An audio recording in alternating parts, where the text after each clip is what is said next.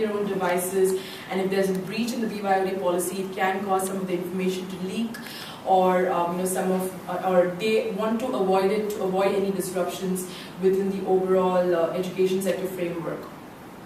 But we expect this to be overcome and this number to grow as well.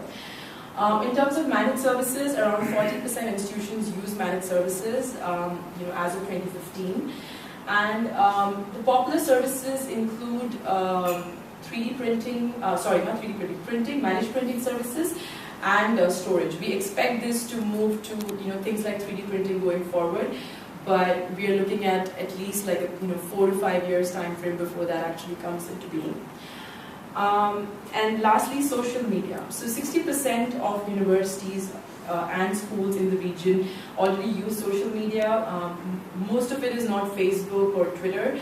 It's customized social media applications that are developed specifically for the education segment, and these are in very quick time becoming very popular within the region.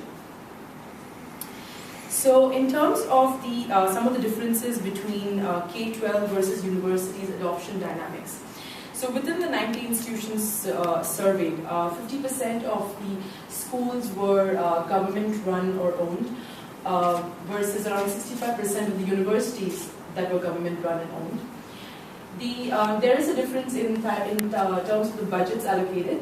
For K-12, it's more $20,000 to $155,000 was the average range of the budgets allocated within K-12.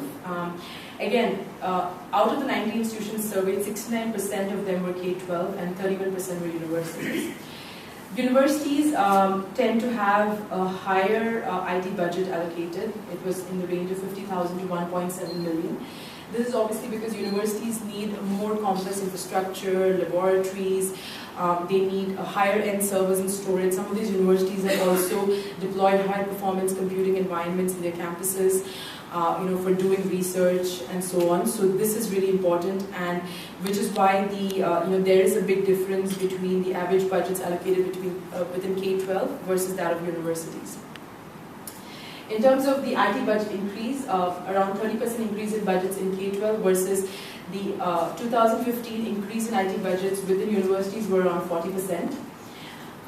Big disparity when it comes to BYOD, because we're talking about BYOD, the average is 40%, but it's skewed because of the K-12. So around 30% of schools have a formal BYOD policy, versus 70% of universities have BYOD. And this is very understandable because in K-12 we are dealing with younger students and don't want to encourage too much of bringing their own devices to school premises, and this is basically for the higher education, the higher secondary.